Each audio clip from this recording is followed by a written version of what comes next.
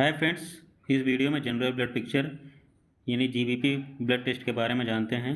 या इसका दूसरा नाम होता है पेरिफेरल ब्लड स्मीयर, जिसे शॉर्टकट पीबीएस भी बोलते हैं। इस टेस्ट को कराने का मेन पर्पज़ क्या है?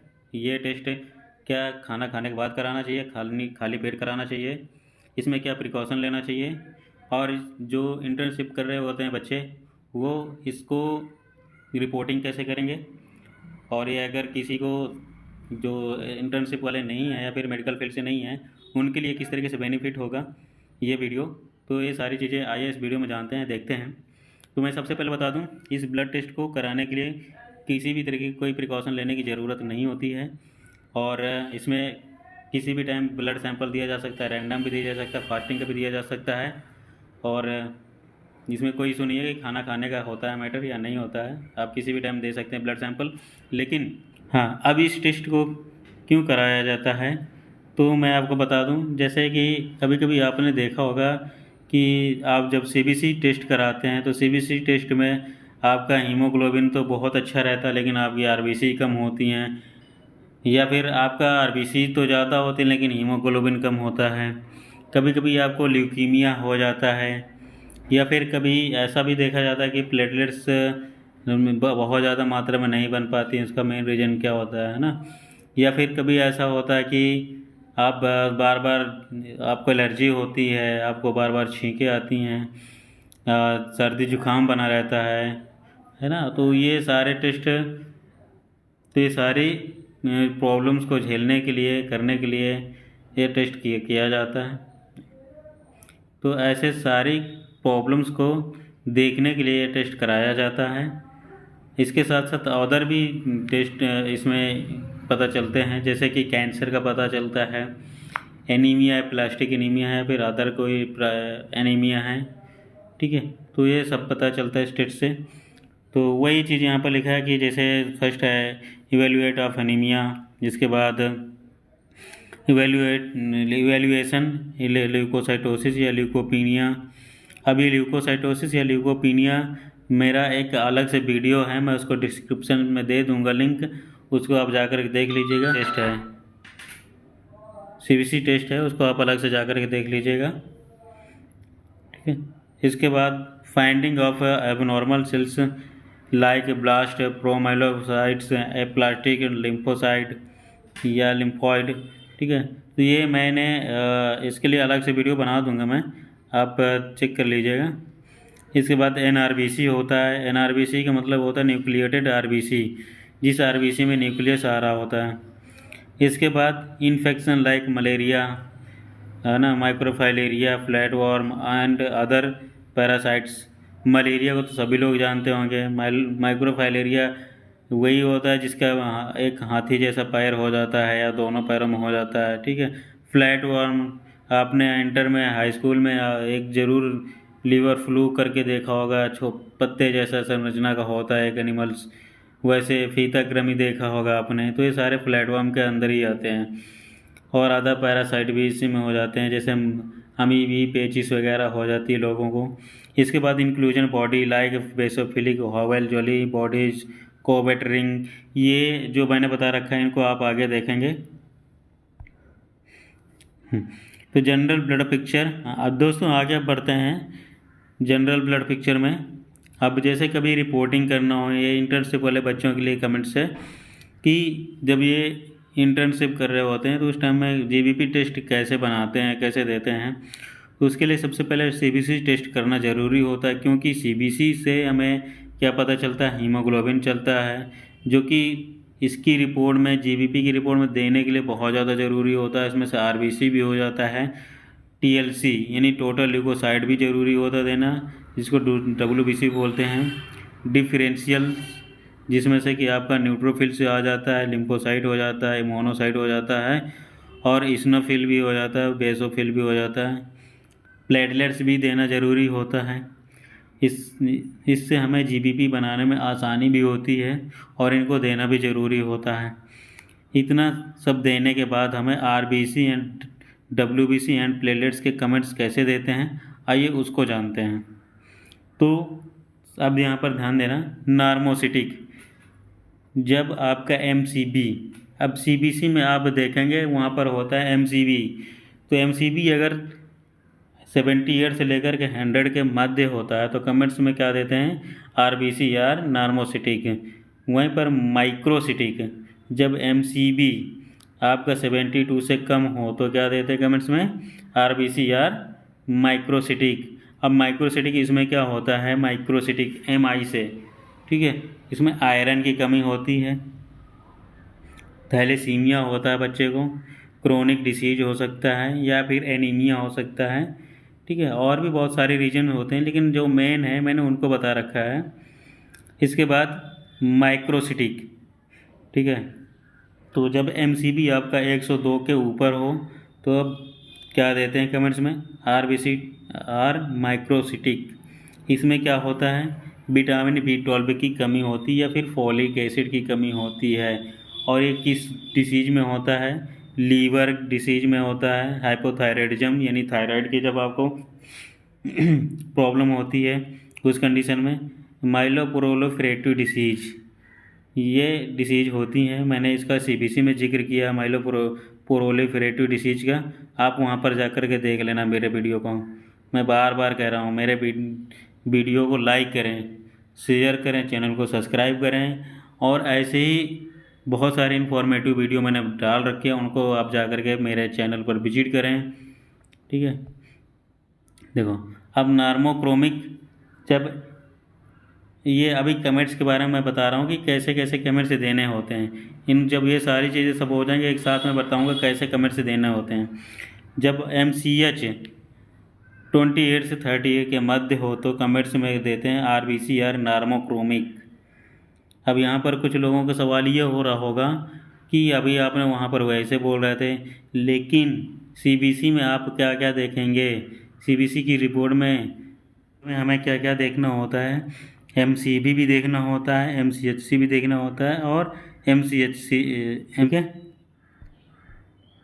तो जब हम MCH के बारे में बात कर रहा हूँ मैं, MCH अगर कम या ज़्यादा होता तो उसको नॉर्मोक्रोमिक या हाइपोक्रोमिक के बीच में देते हैं, लेकिन ये आयरन डिफिशियंसी की वजह से होता है, ठीक है।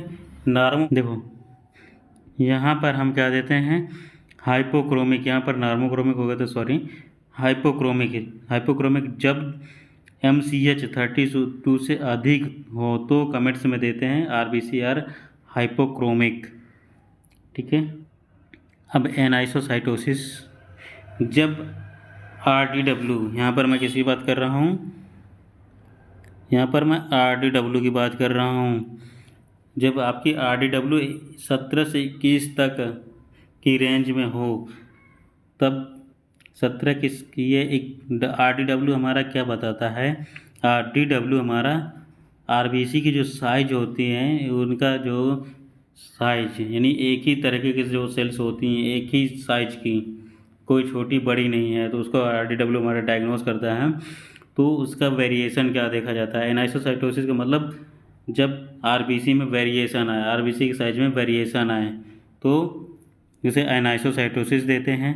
वहीं पर पॉइक्लोसाइटोसिस की जब बात करते हैं तो पॉइक्लोसाइटोसिस यानी RDW की रेंज को यहाँ पर ध्यान देना, 21 से अधिक हो तो क्या कमेंट्स देते हैं, आरबीसी आर पॉइक्लोसाइटोसिस, ठीक है। यहाँ पर मैंने दे रखा है आरबीसी सेल्स एबनॉर्मल हो तो क्या शेप में, किस में, शेप में वेरिएशन होता है, ठीक है। तो अब यहाँ पर देखो मेरी बात सुनो, अब देखो मैंने पॉइक्लोसाइटोसिस और एनाइसोसाइटोसिस बता दी है, लेकिन आरबीसी की मॉर्फोलॉजी हम कैसे डिटेक्ट करेंगे वो सारी चीज़ों को मैंने यहाँ पर बता रखा है, तो आप इसको देख लीजिए। हाइपोक्रोमिया, हाइपोक्रोमिया कब देते हैं, जब डिक्रीज कंसंट्रेशन ऑफ HB हो, यानी हीमोग्लोबिन का जब कंसंट्रेशन कम होता है तो इसे हाइपोक्रोमिया देते हैं। यहाँ पर मैंने पिक्चर लगा रखी है, आप ये पिक्चर को देख सकते हैं, ये वाली किस तरीके से यहाँ पर ये जो आरबीसी बनी है, इस आरबीसी के बीच में देखो, जैसे ये एक आरबीसी है, इस आरबीसी में हीमोग्लोबिन की जो कंसंट्रेशन है वो कम है और आरबीसी का साइटोप्लाज्म जो है ज़्यादा खुलकर दिखाई दे रहा है, उसके बीच में वाइट कलर का दिखाई दे रहा है, ठीक है।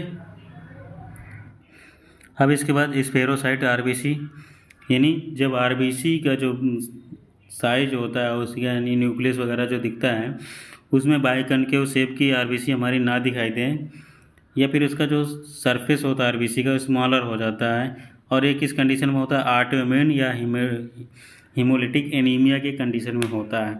अब यहाँ पर देख लो जरा आप कि ये जैसे आरबीसी होती है ना, ये वाली देखो आरबीसी, ये आरबीसी है ना, तो ये चपटी टाइप की, मतलब जैसे, यानी जब आपकी आरबीसी इस शेप में नहीं दिखाई देती है इस तरीके से, है ना, तो ये स्पेरोसाइट्स में आ जाती हैं। यहाँ पर मैंने इमेज लगा रखी है, देख लेना आप लोग।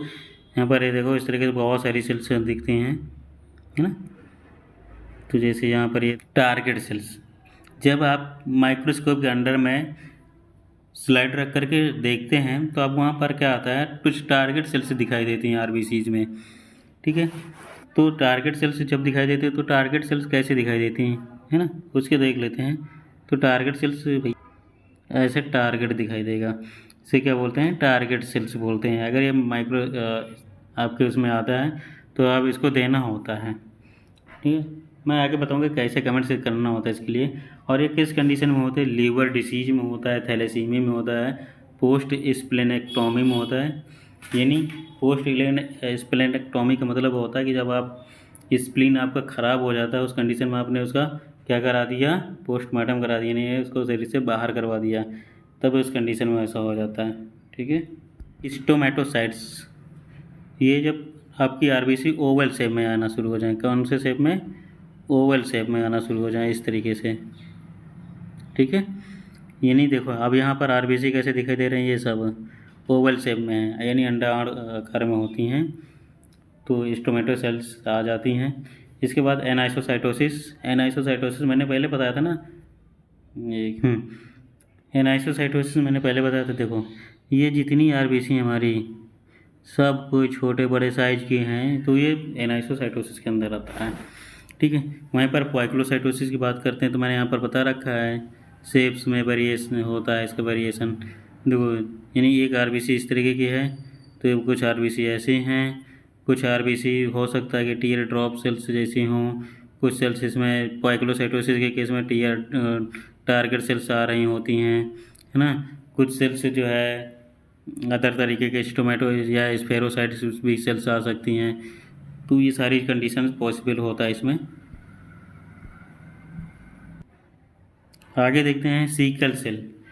हमने बताया था ना कि कुछ लोगों में कैसे पता चलता है क्या बीमारी है। सीकल सेल एक तरीके की डिसीज होती है। तो सीकल सेल से मैंने जब आपकी आरबीसी बोन मैरो से तो बन रही होती हैं, लेकिन क्या होता है वहाँ पर हाशिया आकार के सेल्स बनना शुरू हो जाती हैं। इस कंडीशन में क्या होता है कि हीमोग्लोबिन आपका अच्छी मात्रा में नहीं रह पाता है, उसे सीकल, बच्चे को थैलेसीमिया वगैरह भी होना शुरू हो जाता है। इसके बाद ओवेलोसाइट्स में यहाँ पर आरबीसी जो होती है इलेक्ट्रोसाइट्स की हो जाती है। इलेक्ट्रोसाइट का मतलब होता है अंडाणु आकार में, ठीक है, या फिर थोड़ा सा सीकल सेल्स के ही जैसे हो जाती हैं, आरबीसी ऐसे ही रहती हैं। कहने का मतलब ये है कि आपकी आरबीसी ऐसे हो सकती हैं दोनों कंडीशन में, ठीक है, इसमें भी ऐसे ही रहती हैं और इसमें भी ऐसे ही रहती हैं। लेकिन जो सीकल सेल वाली होती पूरे हाशिया आकार में होती है, थोड़ा सा होती कम होती है इलेक्ट्रोसाइट्स वाली, ओके। इसके बाद इलेक्ट्रोसाइट्स यानी मैंने बता रखा है ना, या ओवल शेप है आरबीसी ड्यू टू इलेक्ट्रोसाइटोसिस, है ना, एंड जेनेटिकल डिसीज। कभी कभी बच्चों में होता है कि पेरेंट्स से भी क्या नाम बच्चों में आ जाता है, तो इस तरीके की डिसीज डायग्नोस करने के लिए हम इस जीबीपी टेस्ट कराना होता है। कभी कभी बच्चे का होता है कि ब्लड तो बहुत अच्छी मात्रा में बन रहा होता है, लेकिन तो उस थैलेसीमिया की टाइप का होता है, उसका ब्लड रुकता नहीं है, बंद मतलब दिखाएं, लेकिन वहाँ पर क्या होता है कि बस वो आरबीसी जो होती हैं रैप्चर्ड हो जाती हैं, ब्रेक डाउन हो जाती हैं। तो इसलिए भी इस टेस्ट को कराना ज़रूरी होता है, क्योंकि ब्लड तो बच्चे में बन रहा है लेकिन आरबीसी वगैरह टूटना शुरू होती हैं। और दोस्तों मैं एक चीज़ यहाँ पर बता दूँ आपको, जो इस तरह की सारी कंडीशंस पॉसिबिलिटी आती हैं, अब ये अपने मन में एक चीज़ सोचो कि कैसे ठीक होती होंगी, इसका कराने का मतलब क्या है, अगर तो पता कैसे चलेगा। तो सबसे पहले इस तरीके के टेस्ट जब हम कराते हैं तो उसके जब उसमें देखा जाता है कि ये चीज़ आ रही है, तो उसके अकॉर्डिंग फिर मेडिसिन होती हैं, उनको सिलेक्ट कर देने में ज़्यादा आसानी हो जाती है। बच्चे का ट्रीटमेंट या फिर जो किसी भी एज यंग स्टेज में हो, किसी भी एज में हो, उसको मेडिसिन वगैरह देने में थोड़ा सा ईजी हो जाता है। और ये सब किसकी कमी के कारण होता है? जब आपकी पुअर डाइट होती है या फिर अदर कोई चीज़ें होती हैं, इन सारी चीज़ों की वजह से हो जाता है। आपको खाने पीने में सारी चीज़ें अच्छी मात्रा में नहीं मिल पाती हैं, उसी का एक नतीजा होता है। लेकिन साथ ही साथ कुछ डिसीज भी होती हैं, बैक्टीरियल या वायरल या अदर टाइप की पैरासिटिक इन्फेक्शन हो सकता है, तो ये उस कंडीशन में भी पॉसिबल हो जाता है। ठीक है, देखो यार, एक एंथोसाइटिस जब कभी आपकी आरबीसी इस तरह के क्रीनेटेड शेप में दिखाई दी, यानी इस तरीके से, है ना, ये क्या है आपकी एक एंथोसाइट्स होती हैं। ये किसके लीवर डिसीज में होता है या फिर हाइपोथायराइडिज्म के कारण हो जाता है ना, इस पॉसिबिलिटी होती है, या फिर स्प्लेनोमेगाली की वजह से हो जाता है। इसके बाद बार्रे सेल, तो ये लगभग सेम ही टाइप की होती हैं। इस तरीके से देखो, बार्रे सेल का मैंने पिक्चर लगा रखा है, आप देख लेना। बेसोफिलिक स्टिफलिंग, यानी जब आरबीसी के अंदर क्या होता है, आरबीसी आपकी तो बन रही होती हैं। मैं दोस्तों बताना चाहूँगा, जब आपकी आरबीसी बनती है तो उस टाइम में क्या होता है, ये कब कंडीशन आती है, बेसोफिलिक वाली कंडीशन कब आती है? तो मेरी बात ध्यान से सुनना। जब पेशेंट को बहुत ज़्यादा रिक्वायरमेंट होती है किस चीज़ की, जैसे पेशेंट का एक्सीडेंट हो जाता है, ठीक है, एक्सीडेंटल केस में, ठीक है, या फिर कोई जेनेटिक डिसीज होती है, उस कंडीशन में आरबीसी की बहुत रिक्वायरमेंट होती है, ब्लड बहुत ज़्यादा लॉस होता रहता है। तो हमारे शरीर में एक जब किसी चीज़ की कमी हो जाती है तो उसको पूरी करने के लिए क्या होता है कि भेजना पड़ता है।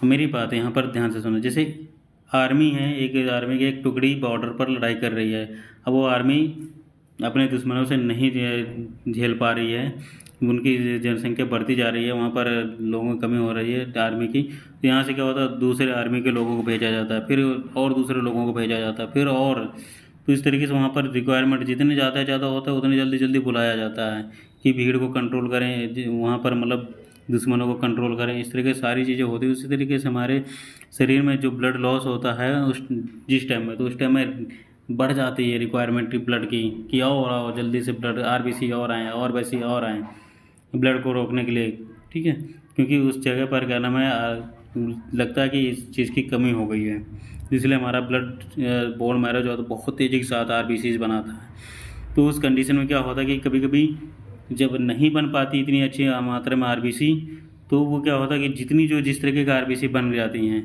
तो उन्हीं को भेज देता है।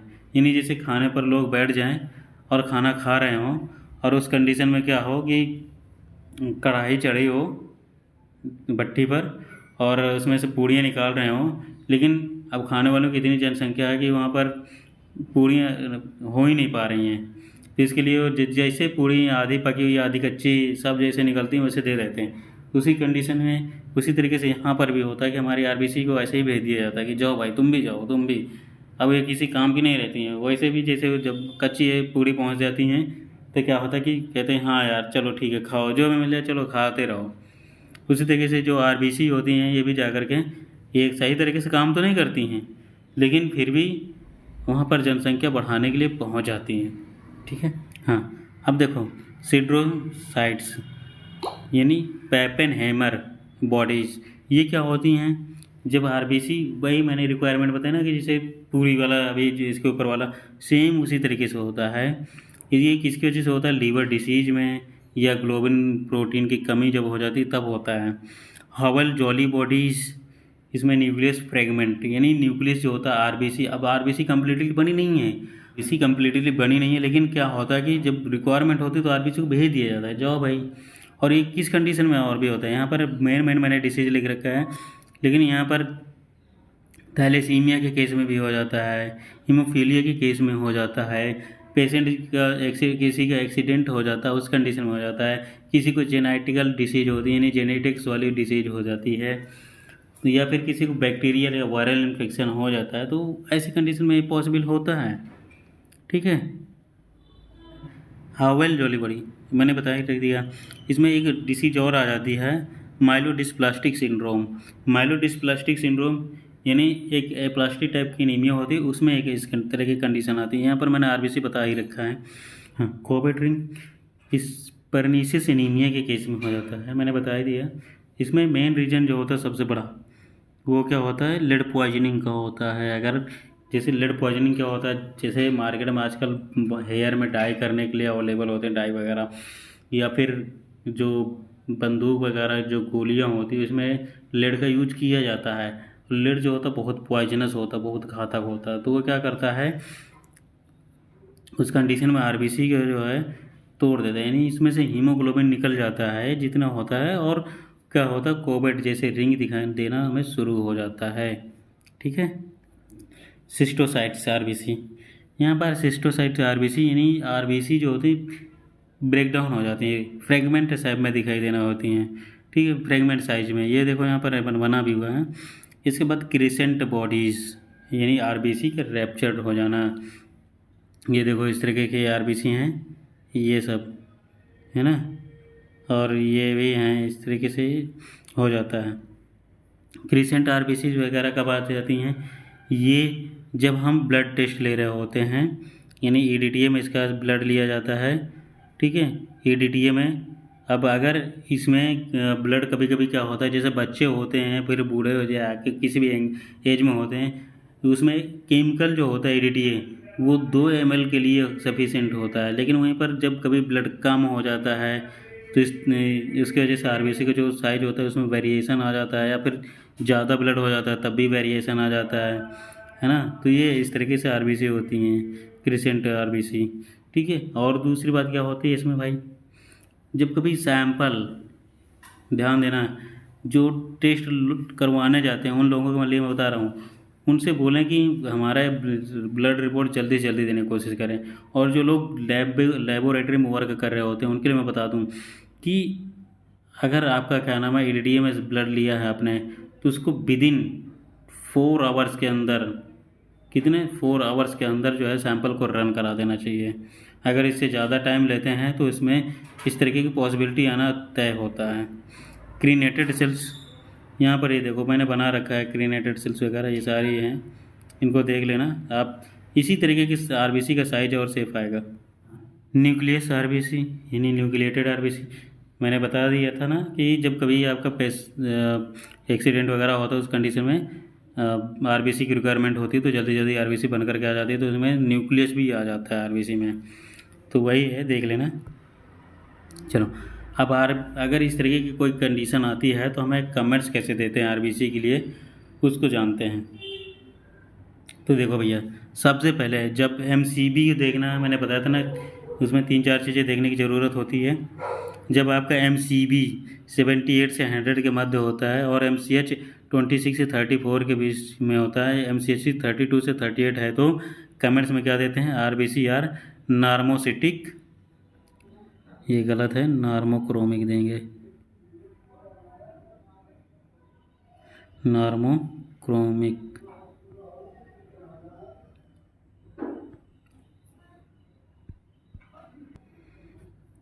जब एमसीबी 72 से कम और एमसीएच 26 से कम, एमसीएच 29 से कम है, तो कमेंट्स में क्या लिखते हैं, आरबीसी आर माइक्रोसिटिक हाइपोक्रोमिक। वहीं पर अगर बात करते हैं एमसीबी 103 से अधिक और एमसीएच 34 से अधिक, सॉरी एमसीएच 34 से अधिक और एमसीएच जो कितना होता है 38 से अधिक हो, एमसीएच कितना होता है, एमसीएच कितना 38 से अधिक, ठीक है, से अधिक हो, तब क्या देते हैं वहाँ पर, आरबीसी आर माइक्रोसिटिक, माइक्रोसिटिक है ना, क्या देते हैं, आरबीसी आर माइक्रोसिटिक हाइपोक्रोमिक देते हैं। ठीक है, वहाँ पर भी ये नहीं लिखेंगे, हाइपरक्रोमिक नहीं लिखेंगे, क्योंकि हाइपरक्रोमिक का मतलब होता है आरबीसी ज़्यादा कलर ले लेती हैं, लेकिन ऐसा किसी कंडीशन में नहीं होता है। अगर एमसीबी आपका 102 से अधिक या 103 से अधिक, एमसीएचसी 38 से अधिक, साथ ही आरडीडब्ल्यू 9 से 14 के बीच में है, तो कमेंट्स में देते हैं आरबीसी आर माइक्रोसिटिक हाइपोक्रोमिक। मेरी बात ध्यान से सुना, जब एमसीबी 72 से कम हो, ठीक है, एमसीबी 72 से कम हो और एमसीएच 5 से कम हो और MCHC 29 से कम हो, 29 MCHC कितने 29 से कम है, और साथ ही RDW कितना 17 से 21 के बीच में है, तो वहाँ पर क्या कमेंट्स में देते हैं, हाइपरक्रोमिक देते हैं। तो वहाँ पर हम लिखते हैं RBCR माइक्रोसिटिक हाइपरक्रोमिक विद क्या देंगे, एनाइसोसाइटोसिस। ठीक है। और वहीं पर अगर आपकी RBC MCB कितना 72 से कम है, और साथ ही साथ MCH भी आपका कितने 25 से कम है, और MCHC भी 29 से कम है, लेकिन RDW आपके कितने हैं 21 से ज़्यादा आ रही हैं, तो वहाँ पर क्या देते हैं RBCR माइक्रोसिटिक हाइपोक्रोमिक विथ पॉइक्लोसाइटोसिस। ठीक है। अब एक बात और ध्यान से सुनना, जब आपकी जब MCB 72 से कम हो, MCH 25 से कम है, MCHC 29 से कम है, और RDW आपकी 24 के ऊपर जा रही हैं, ठीक है, तो उस कंडीशन में हम क्या देते हैं RBCR microcytic hypochromic with anisopoikilocytosis देते हैं कमेंट्स में। ठीक है। जब वहीं पर आपकी RBC के अगर आप माइक्रोस्कोप के अंदर एग्जामिन करके देखते हैं तो क्या आता है, अगर आपको कोई टारगेट सेल्स या भी कोई किसी भी तरह के, जैसे मैंने अभी बता रखा है, जो सेल्स इस तरीके की सेल्स आती हैं तो उस कंडीशन में कैसे देते हैं, MCB को देखते हुए अगर MCB आपका बढ़ कर के आ रहा है, MCB अगर कम होकर के आ रहा है, अब MCH MCHC भी जितनी रेंज मैंने बता रखा उतने से अगर कम होकर आ रहा है, यानी MCB 72 से कम, MCH 25 से कम, MCHC 29 से कम, और साथ ही RDW कितना 24 से कम 24 से ज़्यादा, और कोई सेल्स हमें दिखाई दे रहा है जैसे स्पेरोसाइट सेल दिखाई दे रही है या टारगेट सेल दिखाई दे रही है, तब क्या उस कंडीशन में देते हैं, तो ऐसे कंडीशन में देते हैं RBCR माइक्रोसिटिक हाइपोक्रोमिक विद एनाइसोसाइटोसिस या पॉइक्लोसाइटोसिस, या जो टारगेट सेल्स जैसे दिखाई दे रही हैं और पॉइक्लोसाइटोसिस की कंडीशन है तो देते हैं RBCR microcytic hypochromic with poikilocytosis and few target cells seen, ऐसे लिखते हैं कमेंट्स में। जैसे वहीं पर एनाइसोसाइटोसिस आ जाए तो क्या देंगे RBCR माइक्रोसिटिक हाइपोक्रोमिक विद क्या देंगे anisocytosis and few sickle cell anaemia are seen. ठीक है। ये इस तरह की कंडीशन देते हैं।